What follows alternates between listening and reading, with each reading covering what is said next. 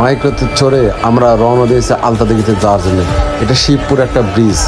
যাই হোক, শিবপুর ব্রিজ পার হয়ে এটা দেখতে পাচ্ছেন বগের মোড়। এটা হচ্ছে মহাদেবপুর উপজেলাতে অবস্থিত। ব্রিটিশ আমলে বা ব্রিটিশের পরে একটা লোহার ব্রিজ তৈরি করে দিয়েছিল নদী পারাপারের জন্য। এই ব্রিজটা ছোট যানবাহন দিয়ে এখন পারাপার করা হয়, বড় যানবাহন হয় না। আর এখন যেটা দেখতে পাচ্ছেন এটা আমার পিছনে, এটা হচ্ছে নজিপুর মোড় আর কি। নজিপুরে আমরা পৌঁছে গেছি।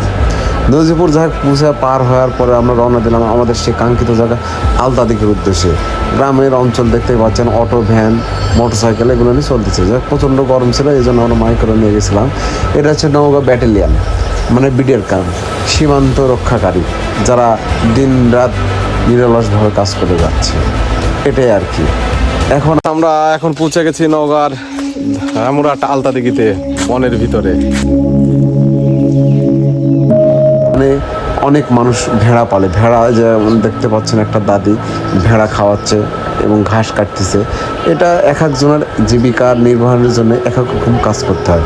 আসলে আপনাকে সেখানে বাস্তব অভিজ্ঞতা নিতে হলে যেতে হবে, না গেলে বুঝতে পারবেন না। এখানে যে ওয়াশটার আছে, ওয়াশটারে এখন আছি আমি। ওয়াশটারে আছে, গরম ছিল প্রচণ্ড, এই জন্য চোখ মুখ একদম ঘেমে শুকে অন্যরকম অবস্থা আর কি। হ্যাঁ, এটা মূলত জয়পুরহাটের সব থেকে ভাইরাল কালাভুনের দোকান। এখানে আমরা লাঞ্চ করেছি। আর এরপরে যাবো চিনিকলে। এই চিনিকলের এখানে যে রেল লাইন আছে, কিন্তু কোনো রাস্তাঘাট নাই। এখানে যে কলকারখানা চালু হয়েছে, মানুষের জীবিকা নির্বাহ হবে। এখন ব্রিটিশরা করে থেকে গেছে, কিন্তু বাংলাদেশে এখন এগুলো চালু করতে হবে, নাহলে মানুষ কর্মহীন হয়ে পড়বে। অবশ্যই এগুলো চালু করা দরকার। আপনারা একমত কিনা বলুন।